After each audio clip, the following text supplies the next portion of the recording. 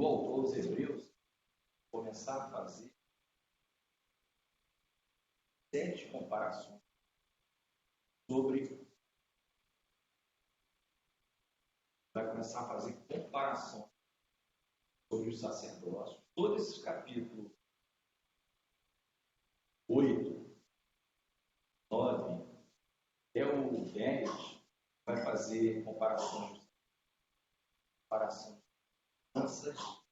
da superior aliança que é de Cristo. A gente não tem como ver tudo hoje, agora melhorou.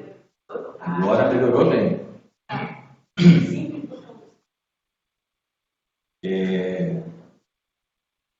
E hoje a gente vai ver basicamente a parte do sacerdócio, tá? A parte sacerdotal. No próximo domingo a gente vai começar a ver, vai falar um pouquinho sobre o local de adoração, que era o tabernáculo.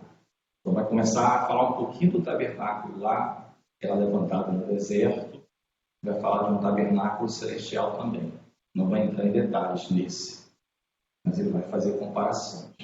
Vai começar a fazer essas comparações. Com pessoas ele já fez, né? Ele termina aí, vamos dizer, no sacerdócio. Então não tem mais como comparar a pessoa de Jesus Cristo com anjos, né? A gente já viu com Moisés, com o libertador, com Arão, né? Coisas desse tipo. Então agora ele começa a falar sobre a partir do 11. Nós vamos ler o 11 e o 12 e fazer os comentários para os irmãos sentarem. Diz assim a palavra de Deus: de sorte que se a perfeição fosse pelo sacerdócio levítico, porque sobre ele o povo recebeu a lei, que necessidade havia logo de que outro sacerdote se levantasse segundo a ordem de Melquisedeque e não fosse chamado segundo a ordem de Arão? Porque mudando-se o sacerdócio, necessariamente se faz também mudança da lei. Hein? Abençoa, Senhor, esse breve estudo, na parte da manhã, Escola Bíblica Dominical, aqui da IBC Tijuca. Pedimos toda a tua assistência, Senhor, para os nossos corações, pelo teu Santo Espírito, oramos em nome do Senhor Jesus. Amém. Os irmãos podem estar sentados.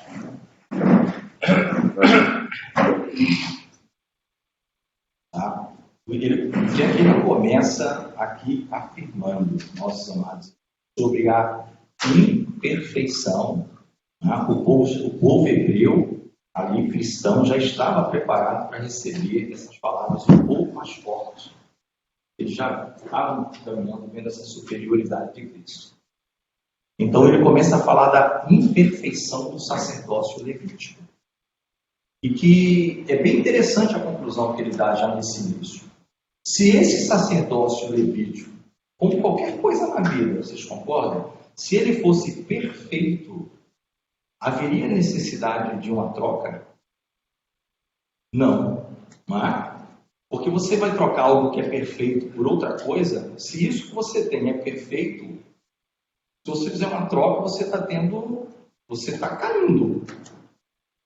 Você está fazendo um downgrade, como diz, não um upgrade, né? Está fazendo um downgrade.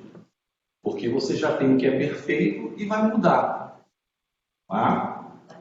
Aquelas famosas frases, né? Nunca trocar o certo pelo duvidoso. Frases bem conhecidas. Trocar o certo pelo duvidoso, você está com um negócio, aí chega aquelas pessoas com o papinho do lado, o que, começa a mexer com a sua cabeça, aquilo que você tinha como certo, quando você vê que você vai para um negócio cheio de dúvidas, né? E perde um tempo, pode até perder a sua vida. Então, o que ele está dizendo aqui para esses irmãos é que se o sacerdócio levítico fosse perfeito, não haveria necessidade de levantamento de um outro, vamos dizer assim, vamos chamar sistema sacerdotal.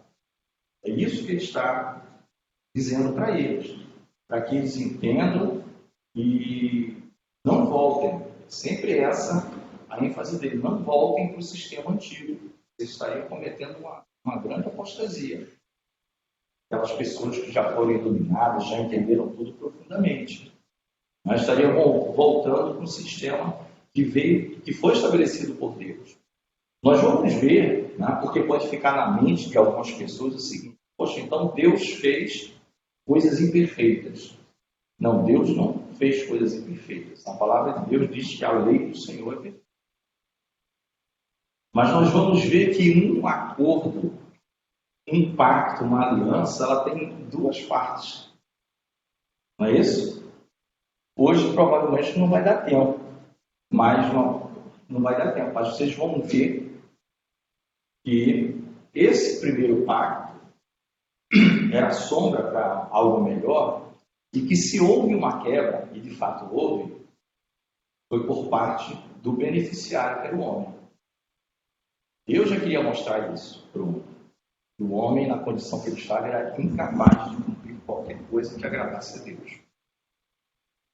Mesmo vindo tudo de Deus, para os homens cumprirem, e dizer, ó, cumprindo, viverá. Por elas, por esses mandamentos e leis, vocês viverão. Então, a lei que Deus deu é perfeita. O problema é o executante.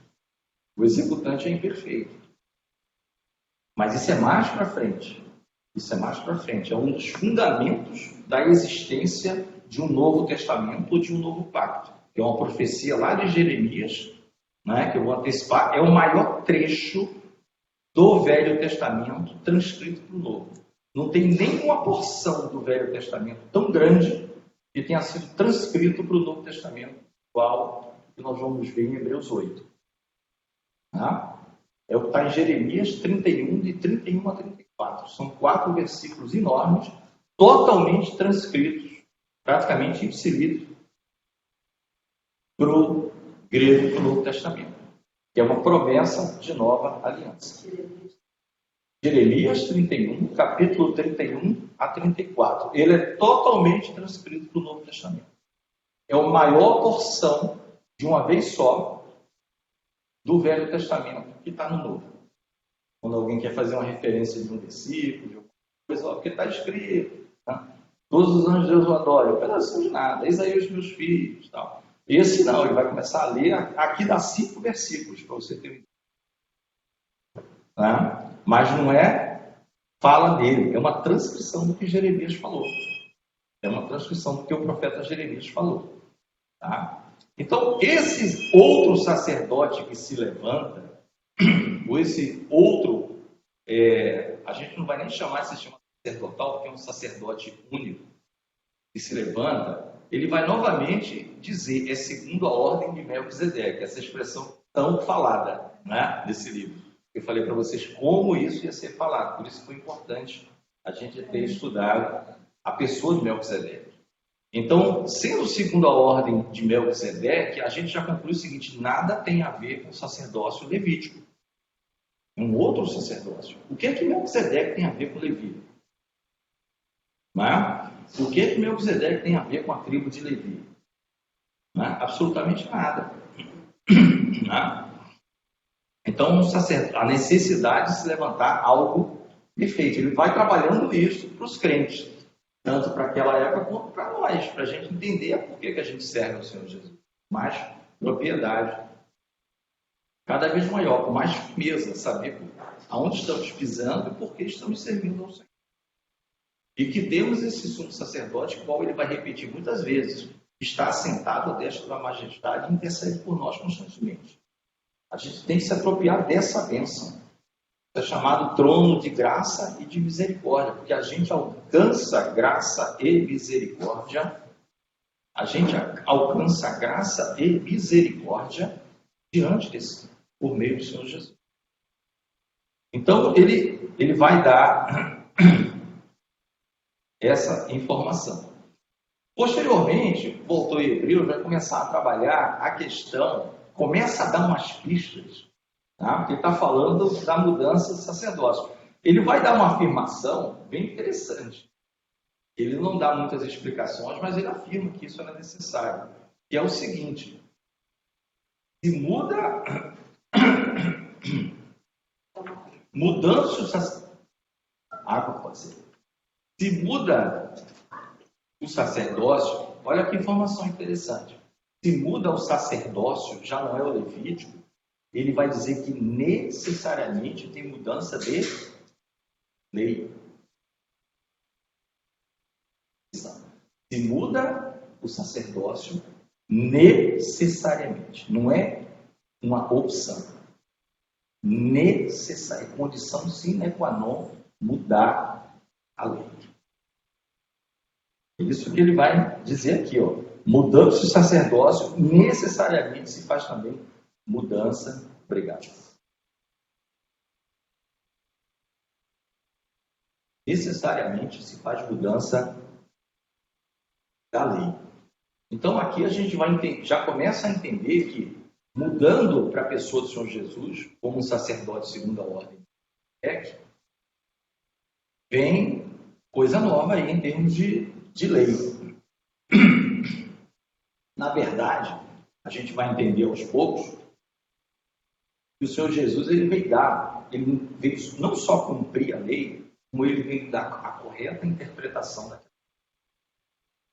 De maneira nenhuma ele vai dizer na lei, não, muito pelo contrário. O tempo todo o Senhor Jesus fala da perfeição da lei que o Pai dele estabeleceu. Tá? Mas ele veio cumprir e ele veio dar a correta interpretação aos homens. Principalmente aqueles que estavam na liderança, que se aproveitaram daquilo ali, começavam a criar penduricalhos na lei, né? Quando ele fala, na cadeira de Moisés vocês estão sentados, com mais de um sentido, né? No sentido de legislador, no sentido de alguém que está legislando, e também no sentido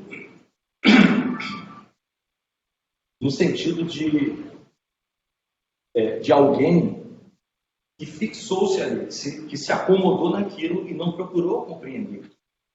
Né? Então, esses dois sentidos.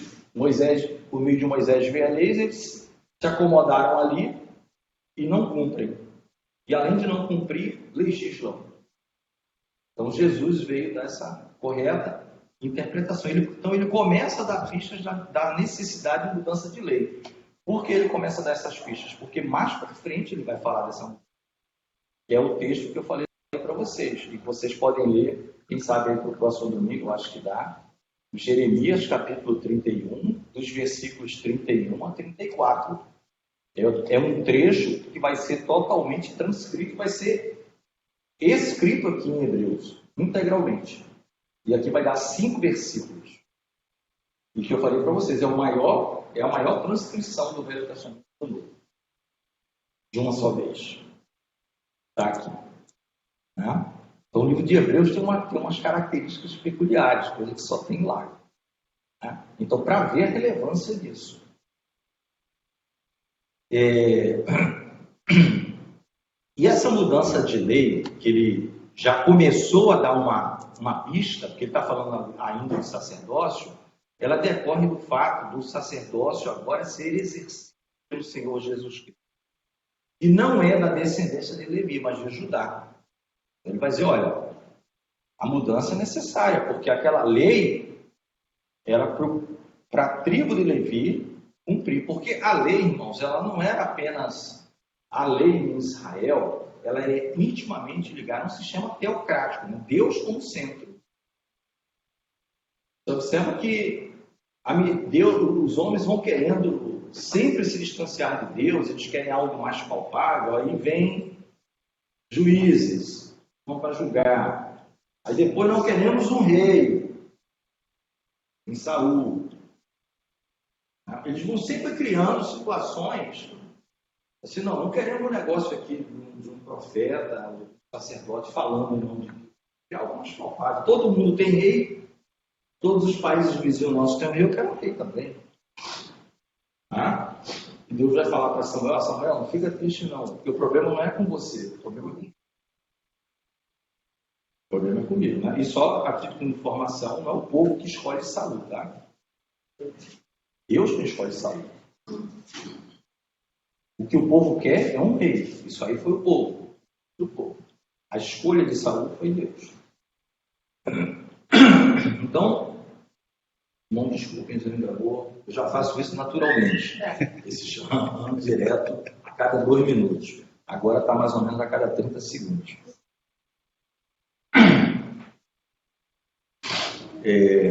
Então, irmãos, eles começam a dizer que, olha, começam a entender que tem essa mudança. Então, vocês precisam entender que a lei, ela estava, você vê, não é uma lei civil. A lei não era uma lei assim, ó, sacerdote faz uma coisa, tem uma lei específica. Era uma lei que a vida do povo está intrinsecamente ligada com as coisas religiosas. Não é? Nascimento de um filho, é um ato civil. A família está lá, nasceu um menino, tinha toda uma orientação que ligava o nascimento daquela criança a um ato também sacerdotal do templo. Ainda que fosse um templo móvel no deserto, depois do templo de Salomão. No tempo do Senhor Jesus, não é isso? No tempo do Senhor Jesus foi circuncidado ao 8º dia e no 40º dia ele é apresentado no templo. Isso era cumprimento de lei. Então você vê, nasceu uma família, nasceu um filho, o que é que isso tem a ver com o sistema religioso? Lá tem, lá tinha, está tudo ligado. Não é? E José e Maria eram tão pobres que não levaram o cordeiro, que era um cordeiro que tinha que apresentar. Não sabiam disso? José e Maria tinham que apresentar um cordeiro, mas eles apresentaram? Não. O que eles deram de oferta? Vocês lembram? Um par de rolinhas. Um par de rolinhas. Por que um par de rolinhas? Porque estava na lei. Se a família for muito pobre, pode dar um par de rolinhas. Então, José e Maria eram muito pobres. Aí deram um par de rolinhas. Amém? Amém. O cordeiro já estava ali, era Jesus. Né? Que mais na frente ia ser imolado. Mas então, o que eu estou querendo mostrar para os irmãos, e o que o autor está querendo dizer, lembra o vínculo todo da vida civil era assim.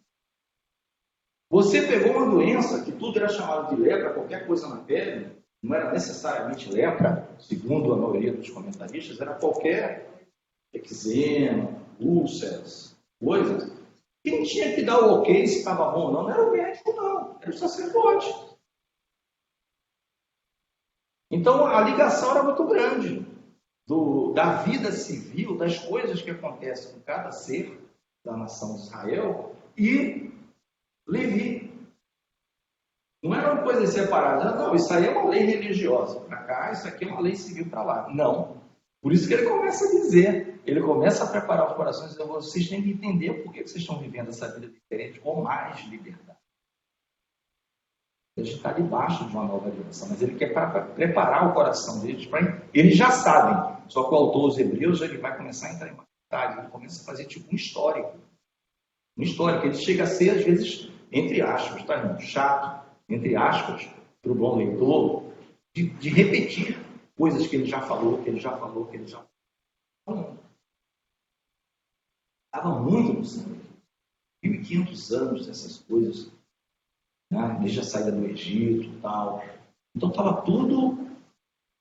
Não sei se a Janete pegou a questão do par de rolinhas. Vocês contam, pegou? História aqui depois vocês contam para ela. Ela já deve saber. Mas essa ligação, não é? Quando Jesus cura os 10 leprosos, o que é que ele diz? Vai se apresentar, porque o sacerdote quer dar uma pau. Deixa eu ver. Não está. Tem que ficar ainda no deserto, não sei quanto tempo. Volta lá. Entendeu? Bom, vamos voltar aqui então para a nossa. Porque a gente. Voltar não, a gente está no tema. Então essa mudança é muito importante na cabeça deles. Né? Além disso, irmãos, o sacerdócio dos moldes de Melquisedeque, que é o que ele vem dizendo, não é segundo o que o próprio autor vai chamar assim, segundo a lei carnal, mas segundo o poder de vida indestrutível ou incorruptível. Olha outra informação importante para a gente. Porque a sacerdócio levítico foram mandamentos que eram passados para Moisés, Moisés passava para Arão, Arão para os demais sacerdotes, seus filhos. depois toda essa linhagem, não é? Mas era uma lei, era como se fosse algo assim que não... uma lei escrita que cumpra-se, não é? E a gente sabe que tudo aquilo acabava em morte, tanto de sacerdotes que morriam naturalmente por ser seres humanos, como as vítimas, que não podiam, a gente vai ver ao longo das explicações, nas próximas aulas. Esses sacrifícios dessas vítimas tinham as suas, né, do cordeiro, sem mancha, de humano e tal, tinha suas limitações, não podia de fato tirar a consciência do pecado. Então ele chama isso de algo temporário, carnal, porque tudo que é carnal não é temporário, a nossa vida nessa carne não é temporária, é temporária. Aí ele vai dizer, olha, esse sacerdócio novo é segundo Melquisedeque, ele não volta a explicar mais sobre isso, é o poder chamado indestrutível e incorruptível. Por quê? Porque ele diz lá no 7, olha, sobre Melquisedeque está dito que ele é sacerdote eternamente. Porque eu não sei, eu sei que Deus disse isso. O autor fala isso. Então ele está falando, vocês têm um sacerdote que não é segundo essa lei de que morre, vem outro, morre de novo, vem outro. Não, é segundo o poder de vida. O poder de vida é esse, é o poder que só Deus tem para dar. Porque quem é que fala em vida eterna? É Deus. Né? Quando se refere a homem, sempre tem limite. Você vai ver lá, né, o que mais viveu, Metusalá ou Metusalém, depende das suas ações. Vai lá, 900 e tantos anos. E Deus vai falando com o homem assim também. Moisés, 120 anos. O Noé, o senhor fala, olha, vou ficar contendendo com o homem para sempre, até chegar ao dilúvio. E assim era também com a lei. E ele fala, este não, ele é segundo o poder de Deus. Ele começa a fazer um preparativo para injetar nele a mudança do pacto. Isso é uma outra briga que mais para frente eu vou falar alguma coisinha com vocês, mas não vai ser no caso não, só se o Carlos quiser falar mais na frente, nas próximas aulas. Existem brigas de teólogos, inclusive um ofendendo o outro, não com palavras de mascalão, mas de maneira às vezes grosseira, sobre a questão do, quando chegar no testamento, né? Necessária a morte do testador, que não pode ser testamento nem testador, é aliança ou pacto, por isso existe uma briga entre eles muito grande. Sobre isso, um grupo que defende que nesse caso não dá para ser sinônimo. Mas é briga de teórico, acho que não é o caso para gente. Tá? Pode até falar mais na frente, quando a gente chegar lá. Mas existem essas briguinhas. Nesse caso de Hebreus, né, esse mediador que é Jesus, não é mediador de um novo testamento. Nova aliança. Esse caso é diferente. Que a palavra grega é a mesma, serve para as duas palavras, mas para ele só pode ser usado para isso, para aquilo. Enfim, não vem o nosso caso. Tá? Desculpa. Ele vai dizer que o sacerdócio levítico, oriundo de ordenanças, ele é, ao final, revogado. Em algumas Bíblias, uma palavra mais difícil, que é abrogado. Abrogar. Quer dizer, revogar. A sua está assim, né, irmã? Acho que a minha também está. Eu estou com as duas versões aqui. A revista corrigida está abrogado, na revista atualizada, revogado. Tá? Mas é a mesma coisa. Então, ele vai dizer que por que esse negócio é revogado? Porque isso durou até quando esse sistema levítico? Até o ano 70, depois de Cristo. Depois que a cidade de Jerusalém foi totalmente destruída, alguém ainda tentou fazer alguma coisa, mas desde então, esse sistema acabou. Você não vê mais judeu fazendo isso. Não tem nem templo, não. Não tem templo. Não confunde templo com sinagogas. As sinagogas são os locais onde eles se reúnem. A templo é só um só. Então não tem templo. Então, esse tipo de coisa, já, quando ele escreveu aqui, já estava basicamente no final. Né? No ano 70 vem essa destruição. Então ele diz assim, olha, esse sacerdócio ele é revogado, mas por quê? por causa da fraqueza, e as palavras são fortes até, fraqueza e inutilidade. Né? Se a pessoa que é hebreia, né, ou israelita, ou dependendo de quão apegado ainda ele esteja, é muito forte para eles falar, ouvir um negócio desse. Poxa, mas é fraco, inútil, mas ela é inútil no sentido de não aperfeiçoar coisas. Ela tinha um propósito, mas o propósito dela não era tornar nada. Ele já vem dizendo desde o começo, se ela fosse perfeita, não precisaria de uma nova. Tá? Então só precisa de um novo porque é perfeito. Cara, a gente começou falando isso, que essa nova, o novo sacerdócio, a nova lei, ele é necessário devido à imperfeição do anterior. Se você já tem algo perfeito, foi a pergunta que nós fizemos no início, se você já tem algo perfeito, o que você vai trocar? Perfeito. Se você acrescentar ou retirar, piora. Você vai ter um downgrade, né? Um decréscimo na qualidade.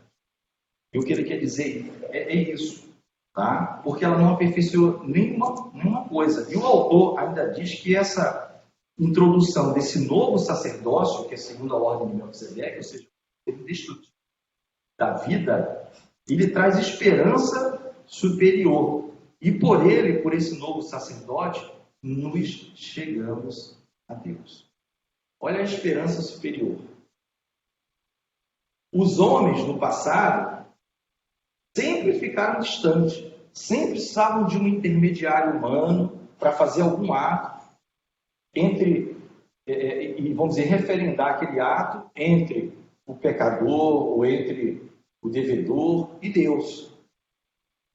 Nesse, ele está dizendo que nós nos chegamos a Deus. Nós, é como se fosse parte do povo, sem a necessidade de vários sacerdotes para fazer ritos para vocês. Por esse sacerdócio de Cristo, que é superior, nós temos uma esperança superior, porque nós nos chegamos a Deus. Por isso que Jesus fala assim, se chegar a Deus é muito importante, no João 14,6, não é? O caminho e a verdade e a vida. Ninguém vem ao Pai não ser por mim. Então, por este sacerdote, nós chegamos ao Pai. De fato, nós chegamos ao Pai. É uma esperança superior. De fato, nós chegamos ao Pai. Ele enfatiza a superioridade de Cristo, e agora ele vai entrar num outro detalhe muito importante. Você vai ver como ele, né, quantas coisinhas, detalhes mínimos ele faz questão de pensar, o autor, para falar dessa superioridade. Ele vai remeter de novo lá para o Salmo 110,4, que é aquele que diz: jurou o Senhor e não se arrependeu, tu és sacerdote eterno, a ordem de Melquisedeque. O que é que ele quer dizer aqui? Que o sacerdócio levita foi por ordenança carnal. Deus passou para Moisés, por meio dos anjos, Moisés deu ordem, Moisés era um homem mortal também, para que ele foi sepultado, né? Moisés, era por ordem carnal. O de Cristo, ele vai usar uma palavra, diz assim, ó, vocês estão vendo como é que o de Cristo é sob juramento. Sob juramento. Então ele vai dizer que as coisas que é sob juramento ou promessa, ou ainda, como ele já falou no começo, quando ele vai falar de Melquisedeque lá no final do 6, início do 7, promessa com juramento. Diz assim, ó, Deus não pode mentir. Por duas coisas imutáveis, a promessa e o juramento que ele fez. Então ele diz, olha, o sacerdócio de Cristo não é com ordenzinha assim, não, vai e ordena o tal de Jesus apareceu. É uma nova ordem da tribo de Judá. Não, é um juramento. Jurou o Senhor e não se arrependerá. Tu és sacerdote eternamente. E se é eternamente, não tem substituto. Ele é um sacerdote eterno. Então ele está dizendo isso para eles. Olha, o sacerdócio de Jesus Cristo é melhor porque, primeiro, é debaixo de um juramento de Deus. Segundo, é eterno. É eterno. E se ele é eterno, é porque ele é perfeito. Que está falando para crentes. Né? Porque existe a morte eterna. Né? Então não é só pelo fato de ser eterno. Mas a morte eterna é o distanciamento eterno de Deus. Ele vai estar longe de Deus para todo sempre. Enquanto o povo salvo que espera no Senhor vai estar com Deus para todo sempre. Tá? Vivendo todas as benesses de uma vida celestial com Deus. Né? E no outro lado, o extremo oposto de tudo que você possa imaginar de bom, de qualidade, vai estar no outro extremo para todo sempre. Então, essa questão do juramento é muito importante. Em algum lugar ele vai dizer, eu não sei se por aqui ou depois. A importância, eu vou assim adiantar, não sei se está aqui, se eu cheguei a anotar, mas a importância dessa questão é que ele faz uma pergunta. O juramento de mudança veio antes da lei ou depois da lei? De mudança do sacerdócio. Ele vai dizer, veio depois. Foi Davi escrevendo um salmo que profetizou isso, inspirado pelo Espírito Santo. Salmo 110. Aí ele vai dizer, se veio depois, é porque o primeiro não estava bom. Veio depois, e veio com juramento e com promessa de eternidade. Então, o que era perfeito viria. O que vocês estavam fazendo ainda era sombra das coisas melhores. Tá? Eu não sei se está ainda nessa parte ou mais para frente. E existe uma outra questão, irmãos, que é muito valorizada, a gente não pode esquecer, que nesse sacerdócio do Senhor Jesus, ele é chamado também de fiador. Fiador. Garantidor. Né? Garantidor. Versículo 21. De tanto melhor conserto, Jesus, fiador. Então imagine o seguinte, você contratou um aluguel e contratou Jesus como fiador. Jesus é o teu fiador. Nunca vai existir inadimplência. Nunca. É isso que ele está dizendo. Nunca vai existir inadimplência. Porque você tem um garantidor de um pacto, de um conserto. Né? Então você vê Jesus nas duas posições. Jesus não é a mesma. É Jesus como garantidor, fiador de um conserto. E é por isso que nós chegamos a Deus, irmãos. Pensa só, tira Jesus disso aqui. Ninguém se chega a Deus. Por melhor que seja, por melhor intenção que tenha de se chegar a Deus. Ninguém. Quando você tem Jesus como fiador, o pai fica tranquilo. O pai fica tranquilo. Se você colocasse um pai como um credor, está pago. Porque o fiador é Jesus. Ele é garantidor. Então esse povo todo aí que me deve, não deve mais. Eu sei que está pago. Então ele pede para o hebreu, olha, se abraça nesse novo concerto. Jesus nas duas condições. Não só como sacerdote ao lado de Deus, como sumo sacerdote intercedendo junto, mas como garantidor na outra ponta. Né? Então você vê Jesus fazendo múltiplas funções ao mesmo tempo. Por isso que é muito comum você ver pregações que os pastores falam, Jesus é tudo. Tudo para nós. É mesmo. Se não fosse ele exercendo as múltiplas funções, né, nós ficaríamos em dívida para com Deus Pai. Tá? Então, essa questão, alguns comentaristas até, vamos dizer assim, vibram mais do que até a questão do sacerdote. Falam, gente, isso aqui é maravilhoso. Jesus como fiador desse novo conceito, dessa nova aliança. Né? Então, ele destaca também um outro fator. Isso tudo para que os cristãos hebreus se abraçassem firme na pessoa de Jesus. Era a questão, até isso ele entra, meio óbvio, mas a questão da quantidade de sacerdotes no sistema. Quantos sacerdotes não tiveram desde Arão até Jerusalém caiu? Não é? Então, o que é que isso significa? Precisa de um monte de gente, porque eles morrem. É um sistema que né? E ainda fica um período sem, que dependendo se tiver, como foi o fim, como foi o cativeiro de Babilônico, Jerusalém destruído, o templo totalmente destruído ali por Nabucodonosor. né? Fica sem cumprir. Então ele fala que a quantidade de sacerdotes, chama da antiga aliança, é um outro diferencial para esse. Porque no caso de Cristo não há mudanças, o sacerdócio dele é perpétuo. O sacerdócio dele é perpétuo. Então ele está sempre mostrando a perfeição desse sacerdócio, segundo a ordem de Melquisedeque, em comparação com o sacerdócio levítico, a fragilidade e a inutilidade do sacerdócio levítico. O versículo 7:25, eu até fiz uma anotação aqui, e aí eu coloquei aqui, lembrar a observação do irmão Carlos. Faça bem a ideia do significado da palavra sacerdote, acho que foi no latim que ele falou, tá? O versículo 7:25, que é aquela ponte de ligação, né? Intermediária entre você e Deus.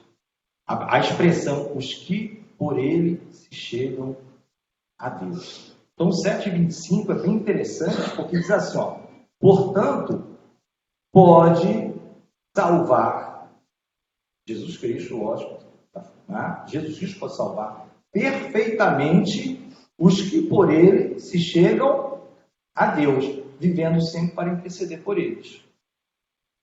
Então, irmãos, isso é uma garantia que é nos dada na pessoa de crentes que esperam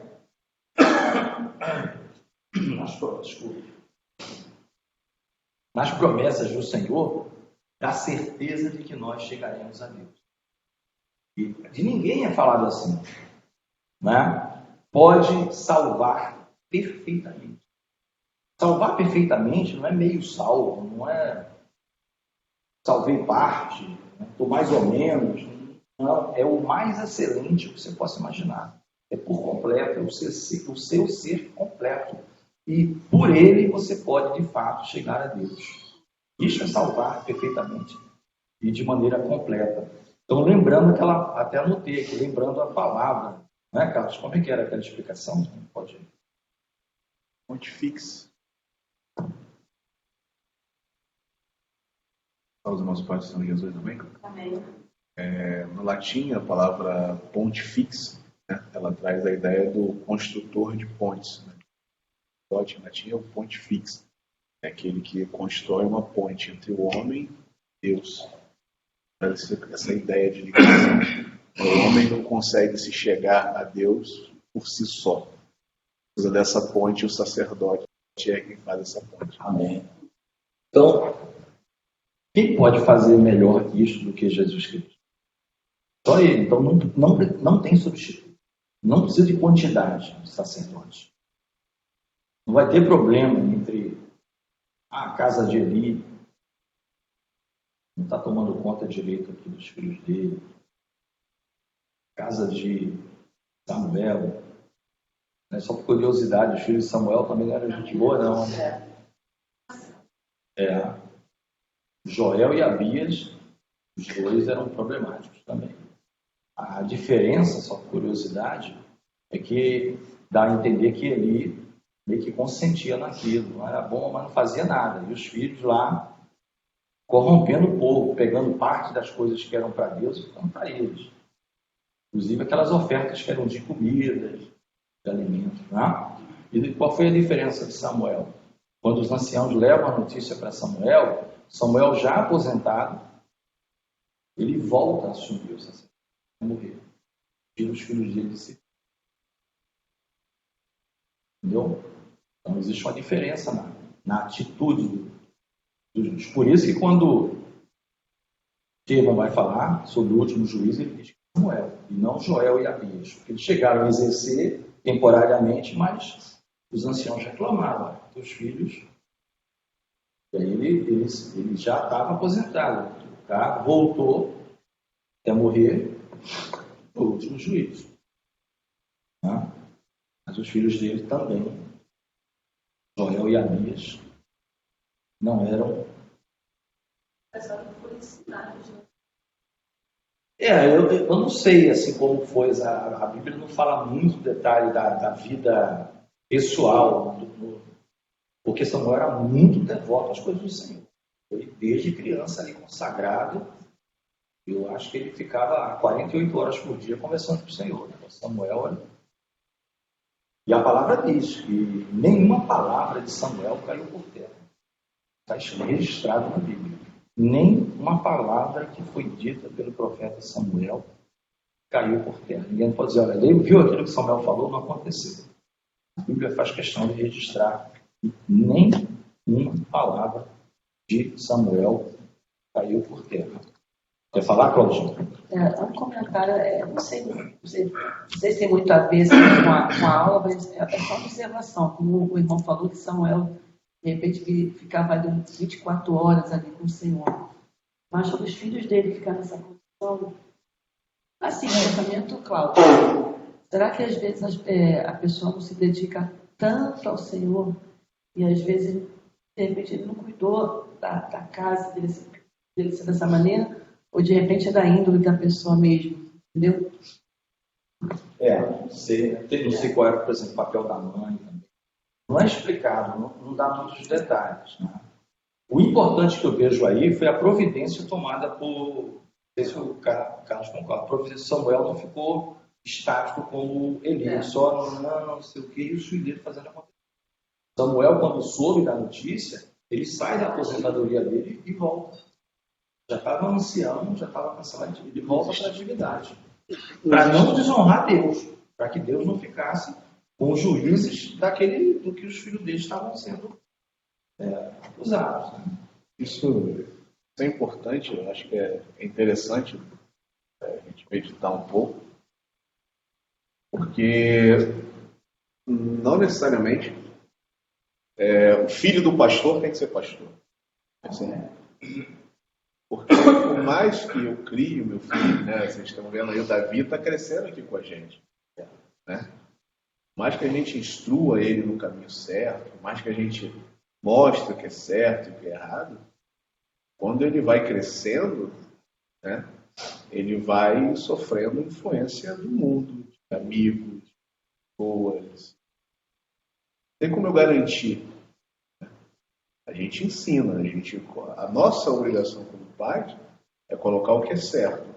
Mas se o cara vai escolher o caminho certo, percebe? A gente não tem como você, enquanto está debaixo da tua tutela, né, faz se valer a sua lei. Mas o cara cresce, casa, né, vai para outro caminho. E aí, como é que tu faz? Né? Uma curiosidade, por exemplo, com os filhos de Eli, né, que a gente estava comentando, você percebe ali que o Eli já está bem velho, né? Já não tem aquela força, aquele vigor, de repente, para repreender um filho que não eram boas pessoas. Né? Ele já está tão velho que você vê quando ele recebe a notícia dos filhos dele, ele cai e morre, né? Os ossinhos já são... Então, assim, isso é importante a gente meditar, né? Porque nem sempre o Davi, amanhã eu estou aqui com 80 anos, não, o Davi é filho do Carlos, o Davi tem que... Não. Quem sucede é aquele que Deus coloca para a sucessão.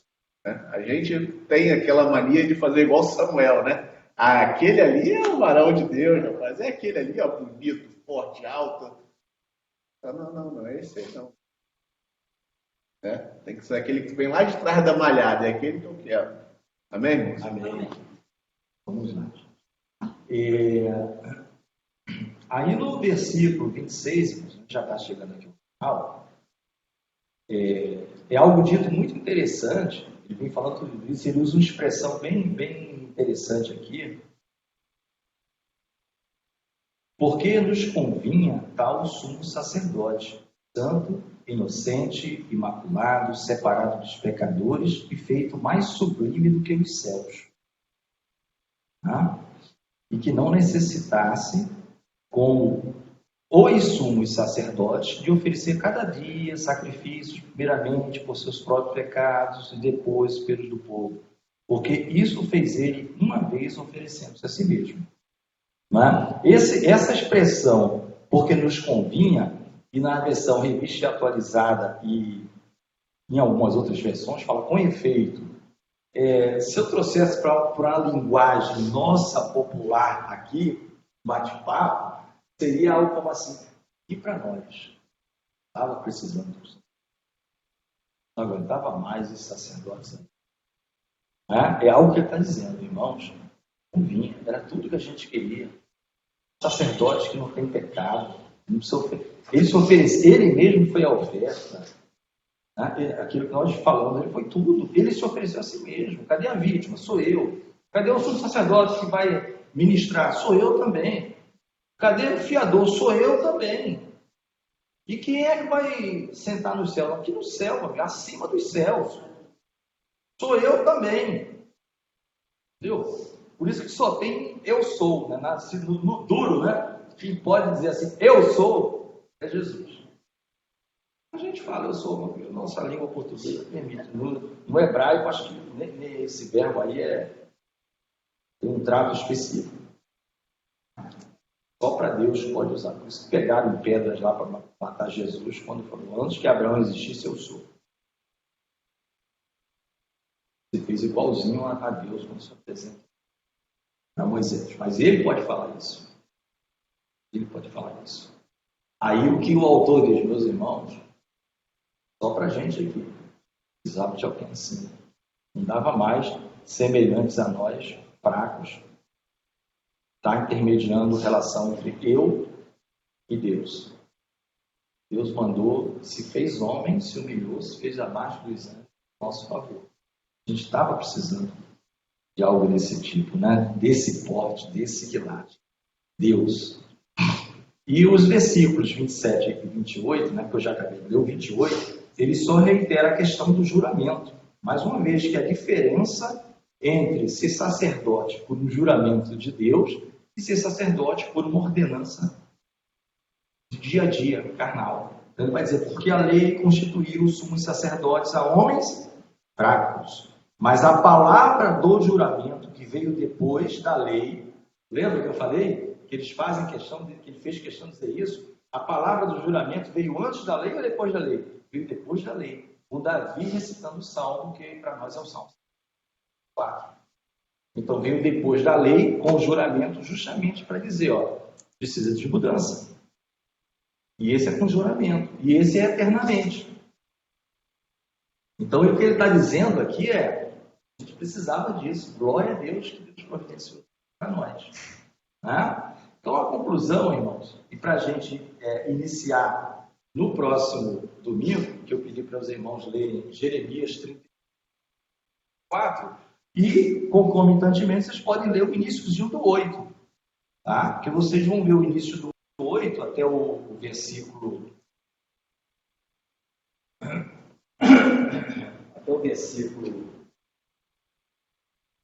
13, 8 do 1 ao 13, talvez a gente seja esse o tema para trabalhar, porque esses versículos do profeta Jeremias, que vai do 8 até o 13, são 5 aqui, ele é muito profundo.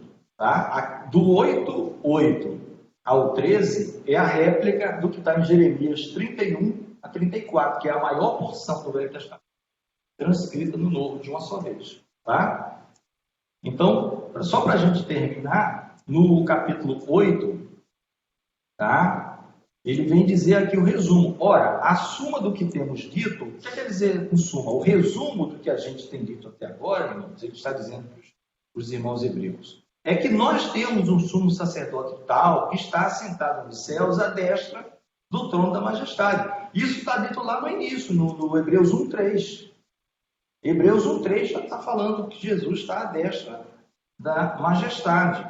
E aqui, ó, ele já vai começar a entrar numa coisa bem interessante, para a gente terminar. Ministro do santuário e do verdadeiro tabernáculo, o qual o Senhor fundou e não o homem. Então ele está falando de algo que não é desta criação. Percebeu? Não é desta dimensão, não é desta criação, não é deste tempo, não é destas medidas. É algo, como se diz no linguajar popular, de outro mundo. Isso é uma coisa de outro mundo. É um negócio para além de outro mundo. Deus mandou alguém de lá, um filho. Filho. Isso aqui é um negócio muito profundo, irmãos.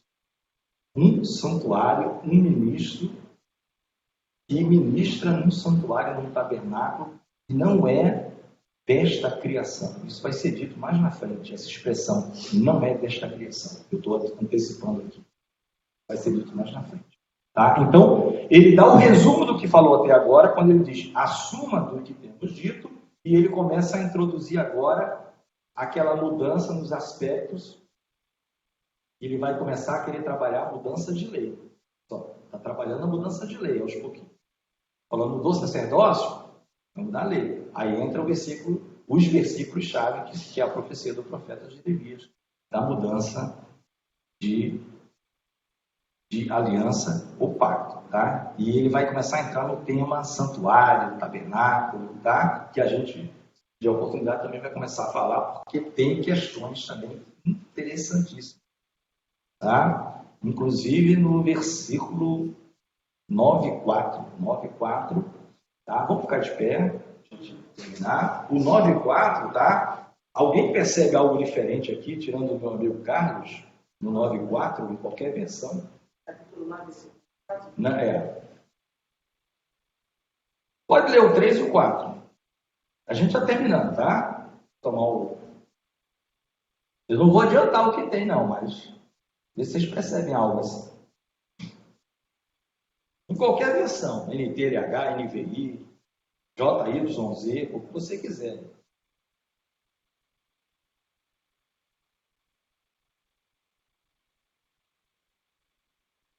Vou dar uma dica. O que é que tinha dentro do Santo dos Santos? O que é que só tinha dentro do Santo dos Santos? Tinha um monte de peça no altar.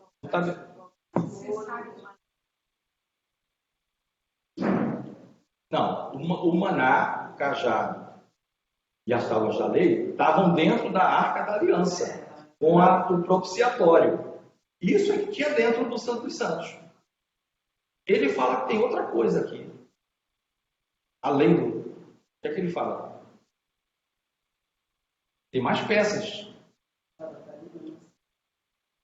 Não, isso está dentro. Olha só. Arca da Aliança, tá? A arca é tipo um baú. O que é que está dentro da arca? Isso aí a gente sabe. Tábuas? Não. Esse tal incensário de ouro, em algum lugar, o altar de incenso. Só que o altar ficava no lugar santo. Se você for lá no Velho Testamento, o altar do incenso não fica dentro do Santo dos Santos.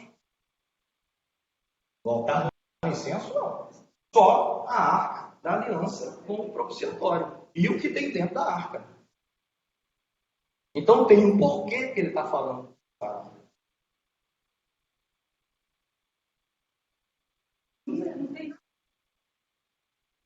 Também a arca da aliança de Vamos dar uma imagem. Acho que nunca a gente vai. Eu vi aquele arqueólogo falando tal, que não sei o que já tiveram escavações, aí quando disseram que estava por lá e o pessoal de Israel brecou, não pôde escavar lá. Mas olha, vocês têm que colocar Jesus acima de tudo, tá? Só um minutinho, cara, só para dizer o seguinte. Se aparecer aquela arca aqui, não vai ser não é mais do que Jesus. Tá? Por quê? Vocês lembram daquele curiosidades bíblicas? Vocês lembram da serpente metal? Carlos fala. Lembra da serpente metal no deserto? Sim. Estava todo mundo reclamando, o pessoal mandou serpentes venenosas, todo o pessoal morrendo. Aí ele disse, olha, Moisés, faz imediatamente aí uma serpente de metal, uma haste, uma serpente, né? Que a gente sabe que aquilo ali prefigurava Cristo. Ele mesmo fala no Evangelho de João. Ele ia levar o pecado de todo mundo. Quem olhar para ele vai ser salvo. Né? Está lá em Isaías também.